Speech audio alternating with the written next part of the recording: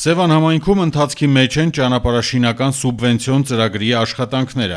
2024 թվականին հաստատված Սևան համայնքի փողոցների հիմնանորոգման աշխատանքներ ծրագրի շրջանակներում դեռևս անցած տարի տարեվերջին հիմնանորոգվեց էներգետիկների փողոցը։ Ծրագրի առաջին փուլի Սևան քաղաքի շուրջ 1 տասնյակ փողոցների հիմնանորոգումը մեկնարկել է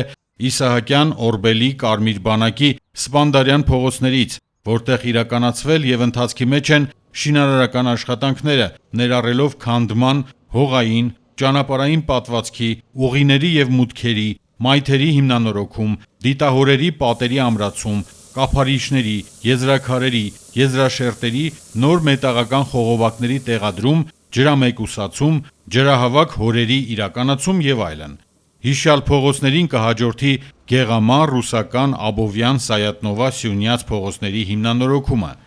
Հիմնանորոգումն ընդգրկում է 39657 քառակուսի մետր տարածք։ Ծրագրի պայմանագրային արժեքը շուրջ 629 միլիոն դրամ է, համայնք-պետություն 50% համաֆինանսավորմամբ։ Շինարարական աշխատանքներն իրականացվում են Ճանշին ՍՊԸ կապալառու կազմակերպության կողմից։ Սուրեն Բարսեղյան, Գնելովանիսյան, Սևան STV1 հեռուստաընկերություն, Եղամահոր։